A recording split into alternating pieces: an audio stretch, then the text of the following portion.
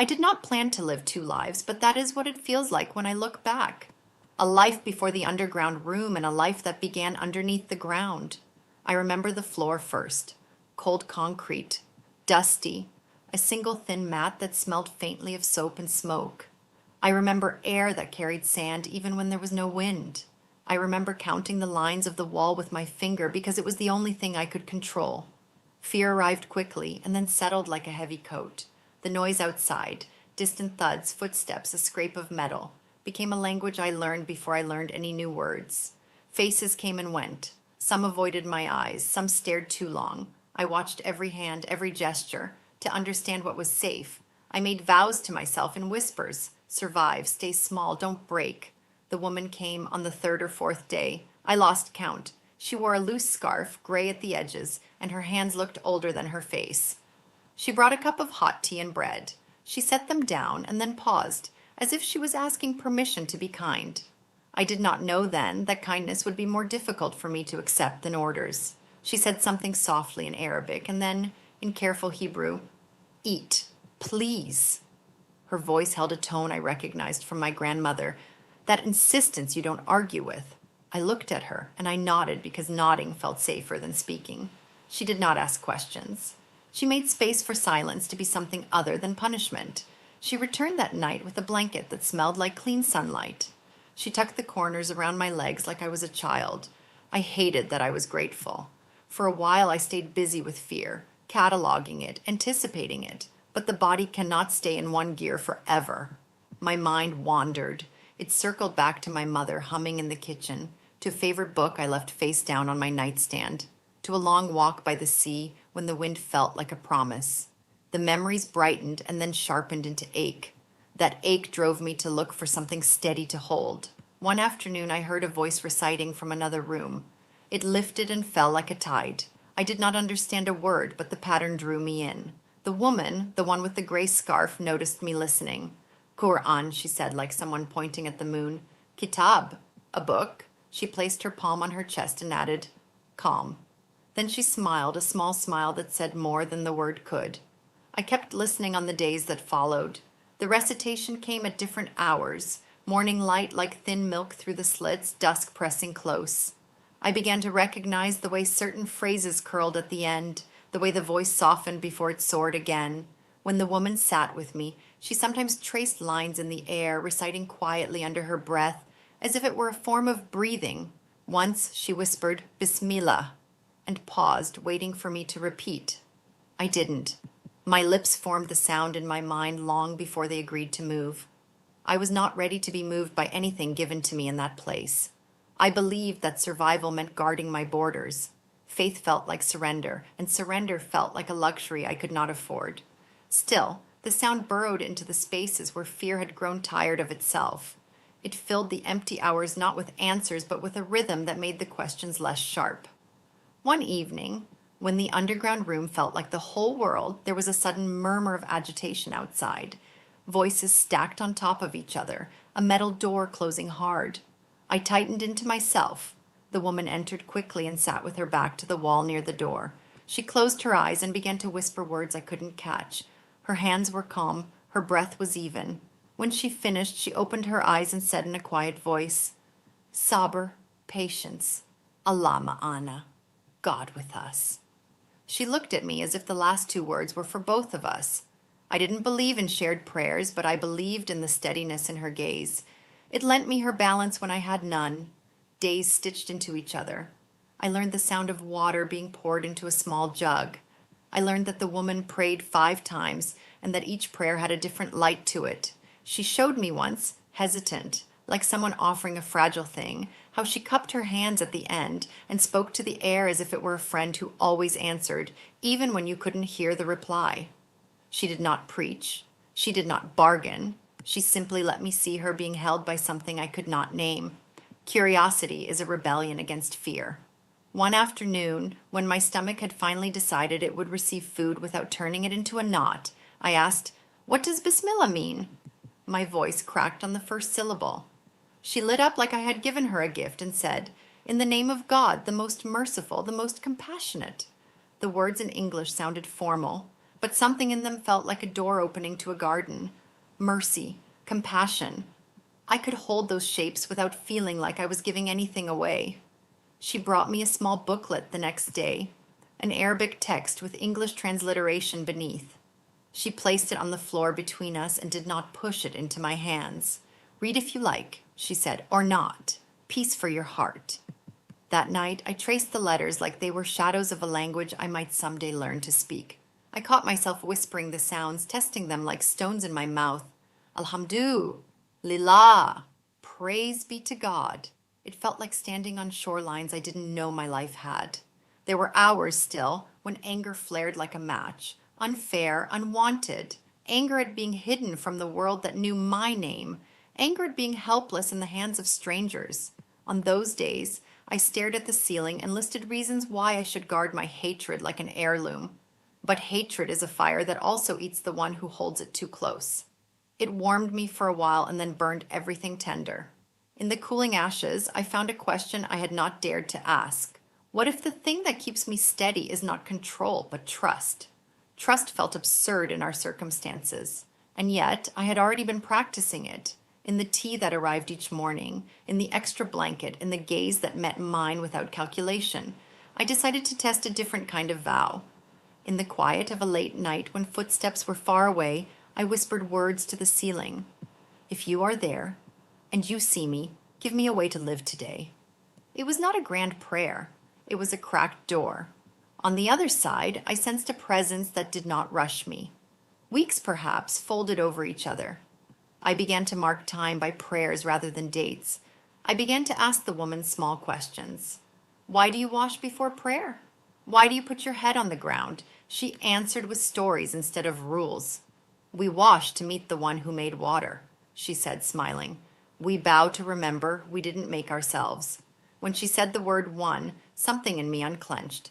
The simplicity felt like cold water on a fevered mind. One day I asked for the opening chapter. I had heard it so many times that it hummed beneath my thoughts like a motor. She wrote it for me phonetically and translated each line into English. In the cave of that room, I learned to say, "Guide us to the straight path." The plural, us, landed differently. It included her. It included me. It included maybe even those I had been taught to fear and those who feared me. The thought trembled inside me. I held it gently. There was a young boy who sometimes came with her, carrying a small bowl of lentils or a folded cloth.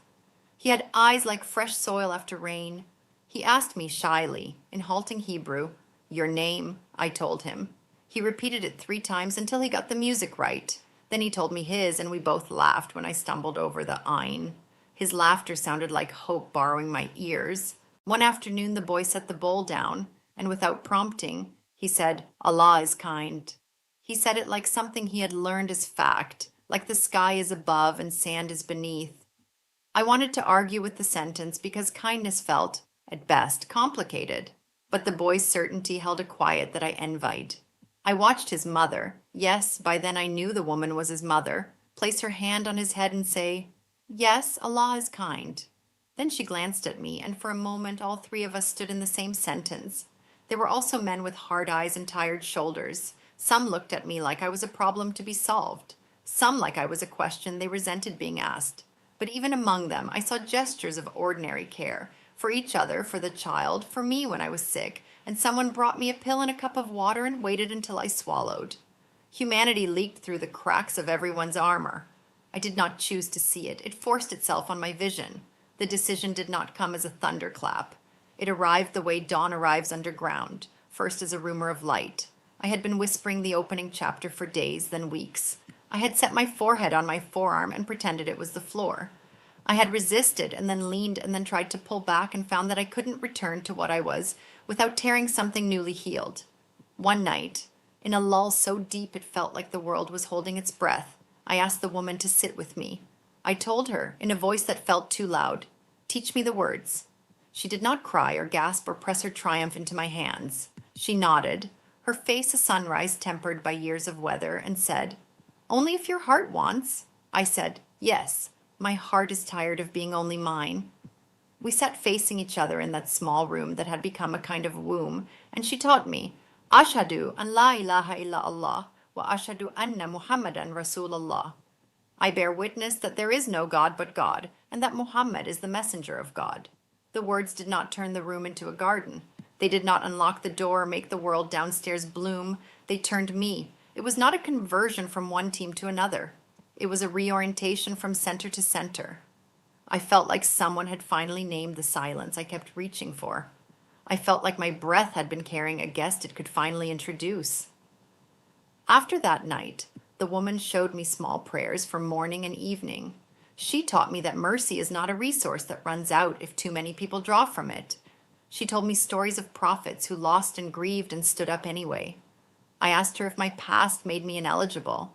She laughed, soft and astonished, and said, "God writes mercy with a pen that doesn't run out of ink." I worried, of course I did, about my family, how to tell them, whether to tell them. Whether this new word, Muslim, would place me further from them than the miles already had. I lay awake and composed letters in my head. In each one, I tried to convince them that I had not betrayed them, but found a path to becoming more honest, more tender, less frightened. The letters ended always with the same sentence. I am still your daughter. I am more your daughter than ever because I am learning to love without bargaining.